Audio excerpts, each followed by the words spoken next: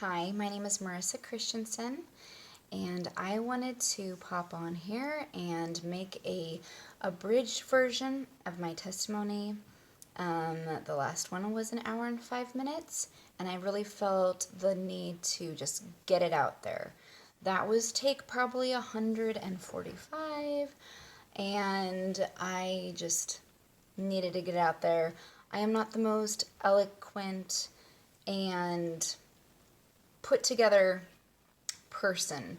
I tend to get long-winded and wordy, but I just really just needed to get that out there. But I know I wouldn't want to watch that. If you want to watch it, it's there for you to watch, with all the details and rabbit trails and wordiness, and maybe that'll help somebody. But here's the short version. So when I was growing up, I grew up in a Christian home. Jesus was always in my home. I never for once doubted the sovereignty, the authenticity of who Jesus said he was. I had a very good upbringing. My parents are amazing. My relationship with them is fantastic. And I had a really wonderful childhood. I remember talking with friends as teenagers, and even then we were talking about how amazing our childhoods were in comparison with our parents' childhoods. And so I'm just super blessed and realizing that from the get-go. However, at a very young age, 12 to be exact, I discovered pornography and fell into this addiction immediately. I mean, the page hadn't even fully downloaded, and I was completely just hooked instantly. And with that came the shame, the regret, the depression, the anxiety, the fear, the worthlessness, and the isolation.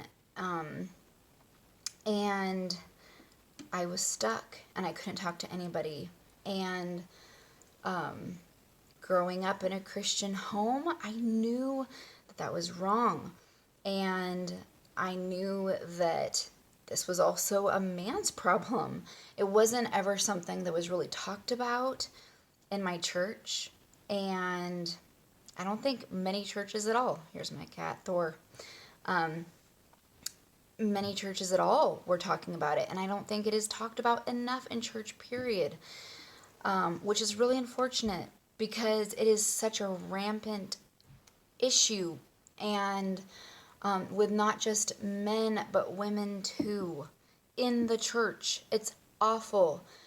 And so anyways, I was stuck and alone, and that is such a lie looking back. If I would have just told my mom or my dad, I mean, they would have been able to get me help instantly, and I would have been saved from a lifetime of addiction and misery and depression and suicidal thoughts, and that they didn't even know about. I was the good child. I didn't have a curfew. I didn't rebel. I had a smile on my face. I was the best little liar when it came to what was really going on inside of my heart. I got into theater at a very young age, and now I'm kind of wondering, maybe that's why, because I was so good at covering up my feelings. I also felt very comfortable around theater people because to me they were so authentic in the sense of like just real people with real issues. And I felt like people in the church were these whitewashed tombs in a lot of ways. Like they were perfect. They had this sense of like nothing was wrong with them on the outside.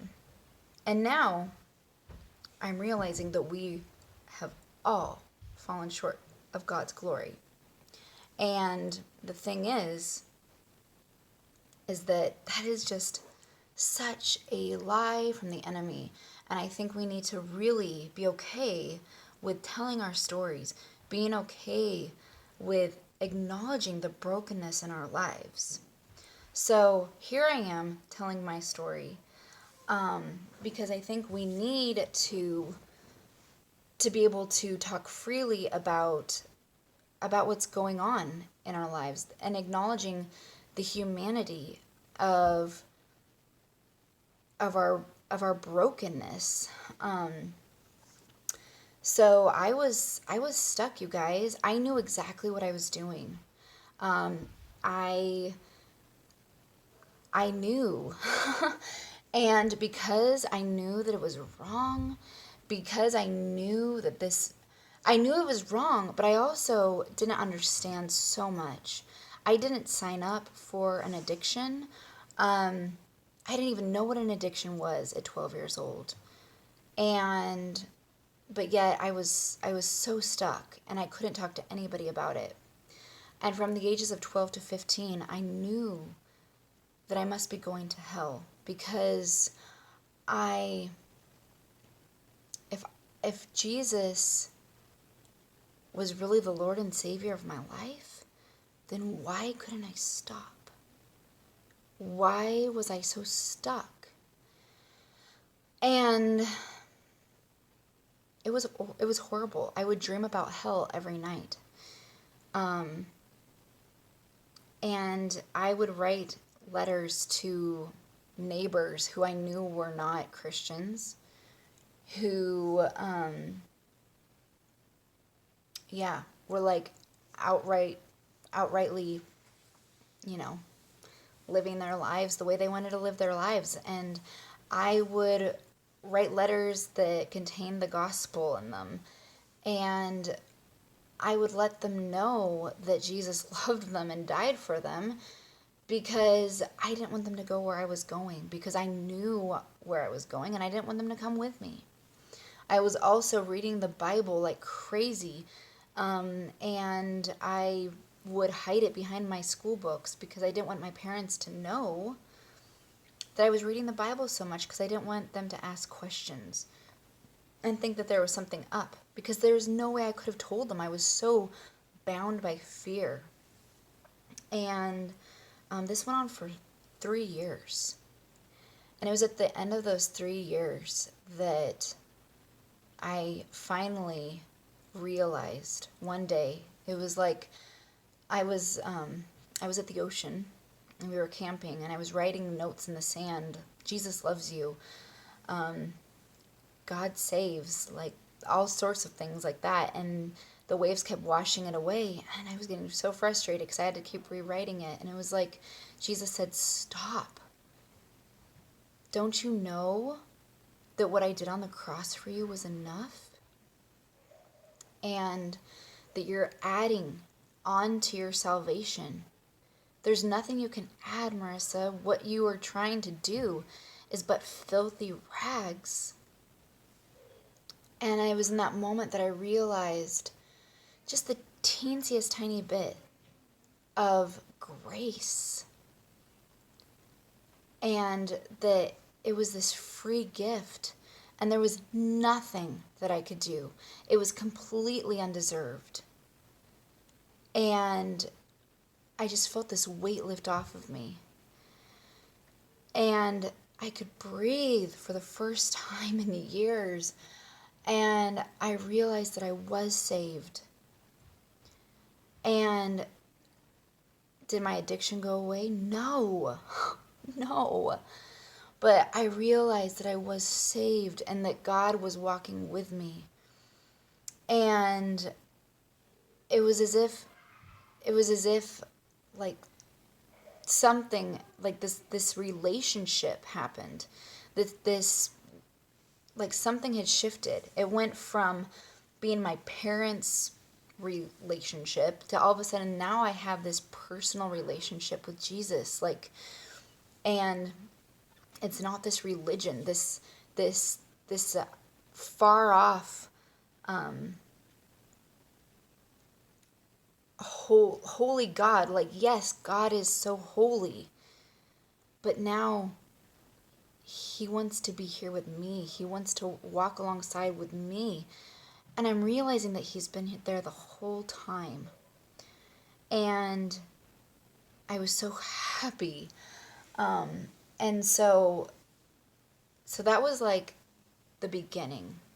And I remember from that point on, like, God was just changing so many things. I was meeting certain people who were pouring into my life, and I was attending different Bible studies that were really impactful in my walk with Him. I was getting sucked into things that I shouldn't be getting sucked into. I was getting ready to move to Eugene, Oregon, and in the process of moving there, one of the things that was very attractive to moving to Eugene was after I got out of beauty school, I got a job at a salon or a spa there. And one of the perks of working there was that I got cast in a trilogy of B-rated horror movies called Zombies of Eugene, and I was going to star in that. And yeah, that's a story for another day. But at the last minute, before I got on a bus to go out into the middle of the woods to start filming this, found out that it was porn. Later on, realized it was probably sex trafficking, and how God saved me from that. So that's a whole other story. But God has just been so good and gracious and kept me safe from so many things, and He's never failed me, and He's walked by my side. But there's just been so many times that He has just rescued me. And yeah, so fast forward to this whole coronavirus nonsense, and just showing me that my body's falling apart and using that to get my attention. And then He has been taking me off social media, and then He has been just plucking weeds out of my heart, you guys, and just really revealing to me the things that have been keeping me from having a closer walk with Him. And in doing so, has completely removed my addiction. After 21 years, just completely took that mountain that I would take 2 steps up and then fall back down and cast it into the ocean. And it's been an amazing journey. And honestly, I don't know why it took 21 years. I don't know why He allowed me to stay in my addiction for that long. I mean, I did all the things. And 5 years ago, I told my mentor about it, and it was like I heard hell screaming in my ears. It was crazy, and the addiction lessened and weakened, but it was still there. And she was so instrumental in helping me break those chains. And in the last few months, God's been showing me how He talks to me through pictures, and it's been really cool. And one of the things He's shown me is like being in a prison cell with the chains broken all around me and the door wide open, but I can't walk out. And I don't know why. Don't know why He's allowed me to be still in this cell. I'm saved, but why I can't walk out of it until now. But it's something that maybe He'll reveal to me later on. I am super concerned as a parent myself, and seeing kids going to school online this fall and not being really, they're going to school online, but they are not actually being homeschooled by their parents, and how they are not really being supervised. And that is really, really concerning to me. When I had my issues, like this was on dial up, you guys, and these kids have access to computers, of course, but they also have smartphones and watches and Alexas and Siris, and they have TVs and all different kinds of devices where they can access pornography. And the coronavirus is such a small pandemic compared to the real pandemic, which is going to be pornography addictions and depression and sex trafficking. And I am super, super concerned. So I hope that parents are going to maybe watch, maybe somebody will see this, and they're going to just check in with their kids. You know, I mean, at the end of the day, like, your kid, and like I told my mom, you know, when I told my parents about what I was dealing with, and they were so gracious and so kind and loving, and we have a better relationship now than I ever, like, thought that. I mean, we had a great relationship before, but now it's like this communication is there that I didn't even know was missing. And that's been amazing. But anyways, I hope that parents, like I told my mom, you know, I would have found a way around anything, any kind of protection that you would have placed there. You know, so don't feel guilty. This is my journey. This is what the Lord allowed me to go through. And may He be glorified, like, through this mess. But I really encourage parents to just have really honest conversations with their kids.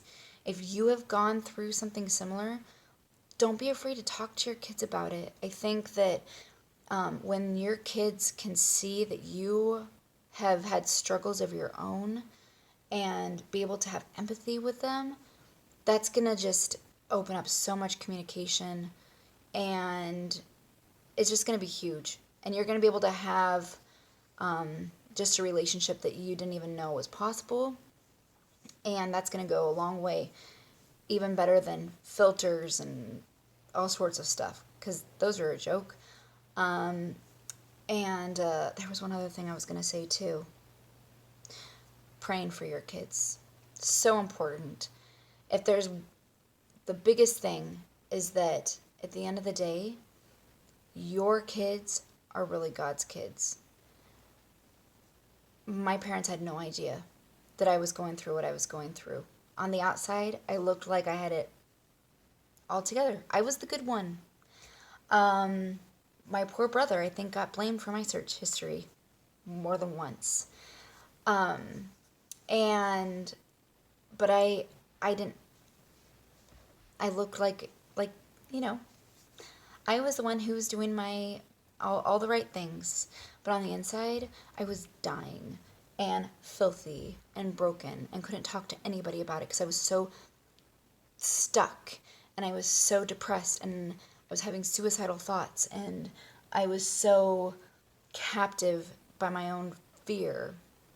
And at the time, it felt like God wasn't there, but I can look back on things and I can see how God never left me and how He worked through my life and how I have felt my entire life like I didn't have a testimony. But now I can see how I do have a testimony and how I can have empathy for other people, and be relatable and have like something to bring to the table in the sense of like, God can use me. It doesn't matter what kind of an upbringing you had. I used to think, oh man, you know, I didn't have like a Paul kind of a conversion story, or, you know, I wasn't into hard drugs and then had a massive like, you know, come to Jesus moment. No, not necessarily, but now I can see how God has woven His way through through my life, and he has showed up in really big ways that people can relate to, because I am so human and I am so broken. And when you are a broken vessel, and you've allowed God to rebuild you, when you have humbled yourself and said, God, I am broken, I'm sinful, I need your forgiveness, there's nothing I can do, I don't deserve this, and you allowed him to rebuild you, you're going to be stronger, and his light is going to be allowed to shine through those broken pieces, as opposed to a vessel that hasn't been broken and no light can shine out, and be in a whitewashed tomb. Like going to church and when I was a kid and thinking that they were all perfect. Those people weren't perfect. And I know that they would all agree. Like, hindsight 2020. I'm sure that they didn't think that they were perfect too, but I, in my childish mind, thought that they were perfect. So, anyways, I really, really hope that this encourages somebody. And just remember that you are fearfully and wonderfully made, and that you are not too far gone. All right, guys, I hope you have a great day.